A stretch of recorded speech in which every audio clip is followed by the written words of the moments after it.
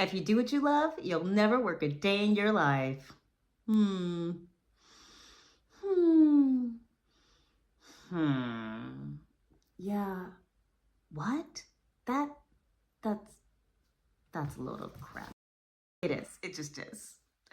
Hey, this is Ray with Get Real Ray, a place and space for life and business tips from this creative soul to hopefully inspire you on your journey. Look at you. You're on a journey. Or at the very least, provide you with some laughs. And so let's get real. Let's get real about the myth of being a solopreneur or an entrepreneur or a small business owner.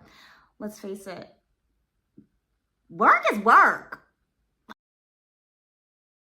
I know, on the YouTubes, on the social media, everyone makes it look so glamorous. I'm an influencer. I'm on an airplane, going to some tropical island. I'm gonna work 4 days a week because that's what Tim Ferriss said. Or is it 4 hours? I'm gonna work 4 hours. 4 hours. The 4-hour work week? I think that's what it is. Okay, so you're putting in a few hours and then you're chilling and you're relaxing and you've got your Pomodoro method and life is good, just like Drake. Well, honestly, it's not quite like that. It's not quite that easy. So I have been working for me for about 20 years. Now, let me clarify. Throughout that period, I've worked for other people. I have. When I first started my business, I had to have capital in order to open the business. And I also wanted to have some runway to figure out, so I know what it is that I want to create. I know what I want my business to do. Can I make money? Can I actually make money? I mean, I've run all the numbers before I even started my business. Hey guys, if you are looking to start a business, don't just be like, oh, I'm passionate about crocheting. Here's my Etsy shop. Woohoo! You have to run some numbers, baby doll. You have to figure out, is there going to be an interest in what I'm selling? Case in point, I used to run a variety show and the host I thought was very talented. However, she started adding something to her acts where I became less a fan of. And so she would give out a lemon. And it was kind of funny because people were like, okay, I got this random lemon. But one day she brought in a empty can, her recycling, basically. And mind you, people paid to come see this show. And her, in character, instead of, oh, look, I brought you a lemon. It's nutritious and delicious. She's like, oh, look, I brought you a can. And then found someone in the audience to give this can to. I think that was actually the last show. I had her host for me. I was like, did she just bring in her garbage and give that away? I'm not understanding. And so while she's an artist and she was trying something, maybe she was trying something new, maybe she had used it in other acts and it worked just fine. Maybe she didn't have time to buy lemons. Maybe she wasn't thinking. Maybe she didn't care. Maybe she thought it would be hilarious. I don't really know. As the owner of that event, I do feel like that kind of change, hey, is it cool if I give away my recycling on stage at this event where people pay? I kind of feel like I would have liked to have had a heads up, but I also understand that, if you are an artist, a comedian, you're not always going to think to run by changes to your act. You've been hired to bring in your act, and you're not going to think, well, I should probably check with somebody to see if they don't mind a change to my act. So there you go. Point being, there was no demand on my side for that can. And so if you love crocheting little fuzzy warmers for a video game controller. And you think this is going to be the next big thing because you can have your video game controller look like a little Pokemon face with this crochet Pokemon thing. Is there a big demand for that? Probably not. If you were the person who's going to take this idea and make lots of money, give me some credit. You ain't got to like give me any money. Just give me some credit. Be like, I was checking out Get Real Ray and she said, you know, I could go ahead and try to make some money off of these little video game warmers. But yeah, think about who's playing video games. Okay. The majority of video game players, do most of them have an issue with finding their handheld device, right? Why would they need your crochet Pokemon thing? Like, why? Other than because it's cute. So you're starting that business. Other than just thinking, because I'm passionate about it, because I can. Ask yourself, is there an interest? Is there a demand? One way to start that out is just to ask amongst friends, family. If you are a social media person, go on social media. Hey, you guys, I made this cute little Pokemon thing for myself. What do you think? Would you want one too? Put up a poll. Now, when it comes to friends and family, a lot of times, especially if your parents are involved, they'll be like, of course, yeah, I want that. So also figure out, am I actually asking people in my ideal customer zone, your target market, your ideal audience? A lot of people will call this your ideal avatar, your customer avatar. I hate this whole avatar speech, so I don't like to use it. But case in point, if the person who you want to sell to is not like you and not like the people you consider your friends and family, then while their feedback is beneficial, right? They might know somebody who would want a Pokemon crochet thing for their handheld device. Chances are, if they're not the ones who are going to buy it, you know, you gotta take their feedback with I don't want to say grain of salt, but don't put it as high up as someone that you know is an absolute gamer, wears Pokemon onesies all the time, right? That person, if they're like, dude, yeah, I would buy that. Actually, can I buy one right now? That's the kind of person where you're like, yes, I'm going to put more weight on your feedback than from someone who I know does not play video games at all. Additionally, just because you've run the numbers and maybe you had immense success in one area, okay, we're gonna have to stop talking about these Pokemon game warming things because I can't even figure out what to call the stupid handheld part where you play the game. I haven't played video games in a very long time. Duck Hunt, that was a lot of fun. Come here, doggy. So, with all that being said, when I started, it took a few years to actually make money. And if you're a US-based business, the US government does say pretty much you got a few years before you better start making some money, because otherwise this is a hobby, okay? I think that the mark is 5 years. I don't know if that's still the case, but that's back when I first started out. Okay, so the first few years, you're taking some losses. You're learning. What's working, what's not working. You're figuring out your avenues of marketing. All this is dandy. And maybe you're making some money. I remember I enjoyed producing a poetry show, but it wasn't making any money. And so ultimately, I had to stop producing it because there were just too many days where we were losing. Why were we losing? Well, as much as people liked poetry, the popular thing was slam. I didn't want slam. And so the number of people who wanted just poetry was very small. And oftentimes the audience would be filled with poets who wanted to have a chance to perform at the next show. So they weren't going to be a regular audience. They just wanted for someone else to hear their poetry.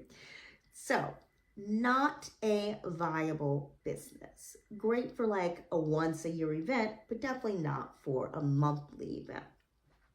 I transitioned to theater and dance, and theater's a lot more costly. You need to have regular rehearsals. So even though I was passionate about theater, the prospect of making a full-time income from theater was just not happening for me as a creator of theater shows.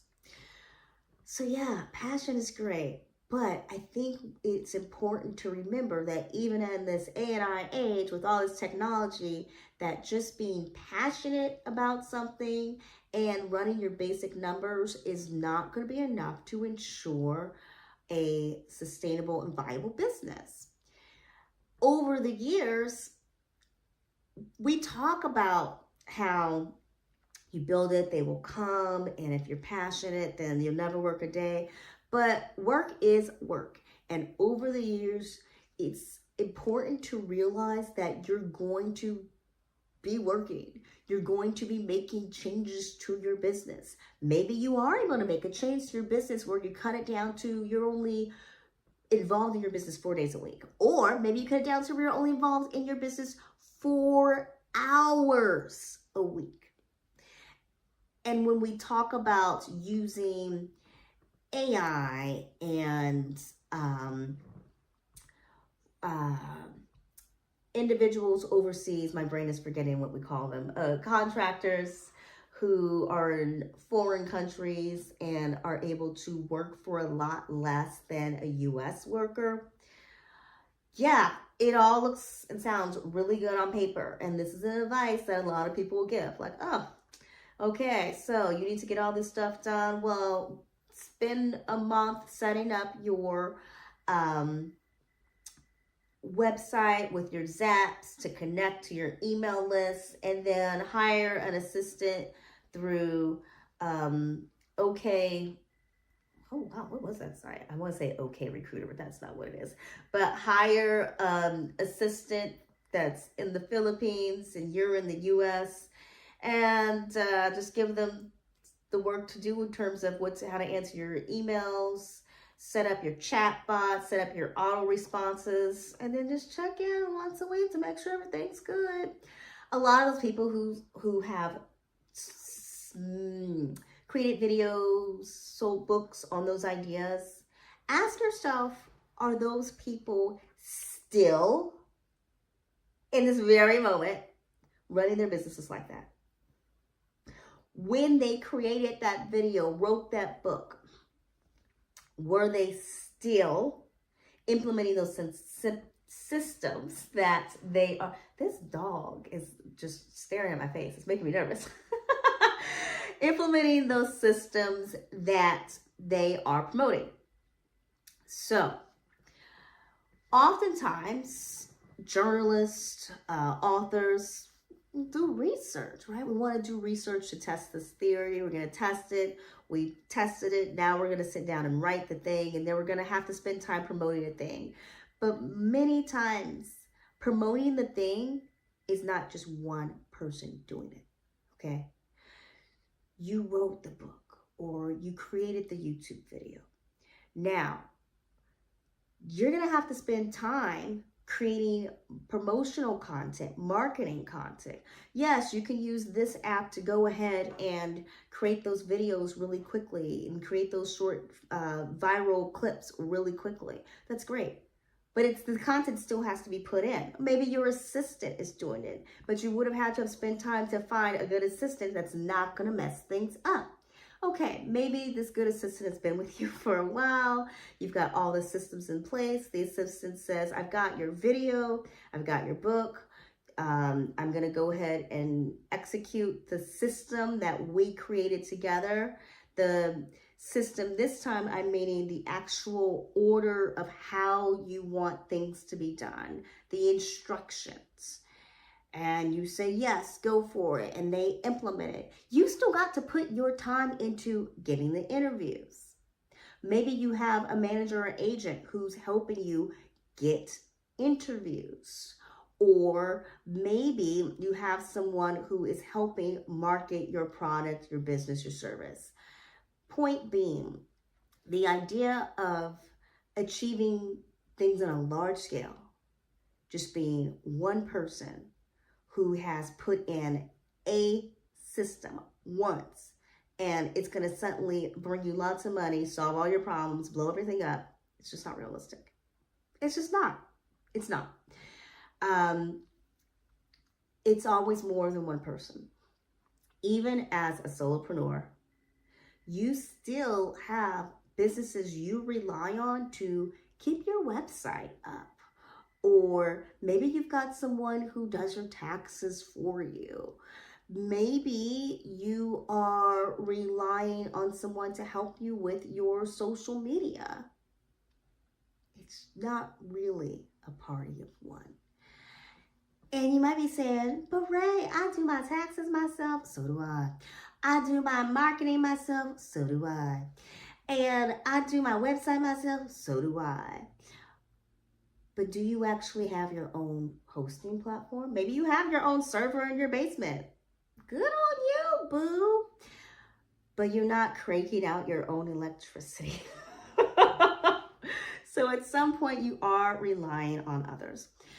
Why do I say all this? I think it's really easy to start a business being very optimistic, and it's important to be optimistic if you're going to start a business. But it's easy to start not just being optimistic, but with this belief that because you have started, because you have decided you're going to do this, that once you reach a certain goal, once you have that perfect system in place, then everything else is smooth sailing. And if you've ever talked to anybody who does sailing, then they can tell you, like, yeah, there's gonna be days where it's great on the water. And there's also gonna be moments when the wind kicks up a little bit.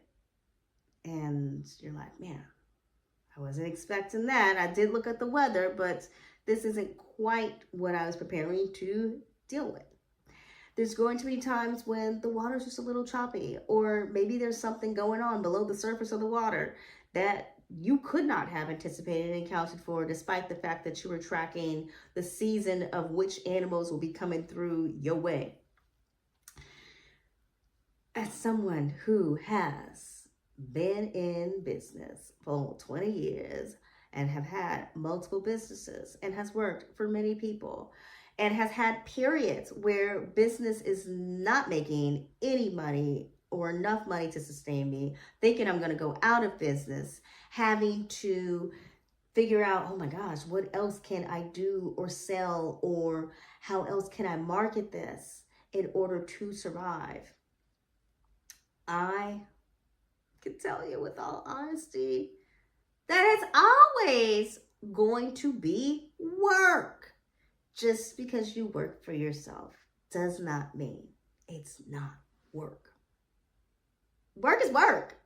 Sorry. I know. I saw your bubble. I took a pen. I popped your bubble. But work is work. And that doesn't have to be a bad thing.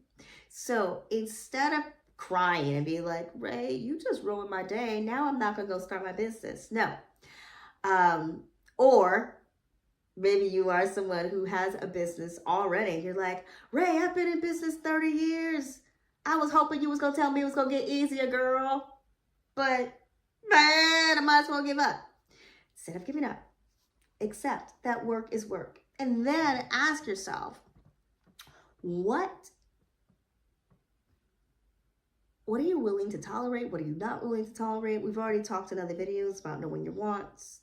And just figure out what is okay with you for work. What's okay? So I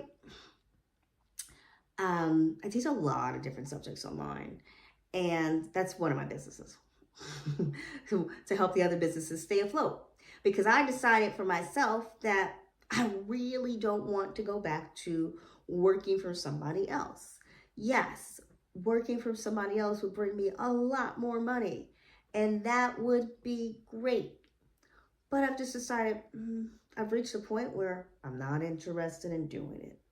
And so, if not working for someone else means that I don't get to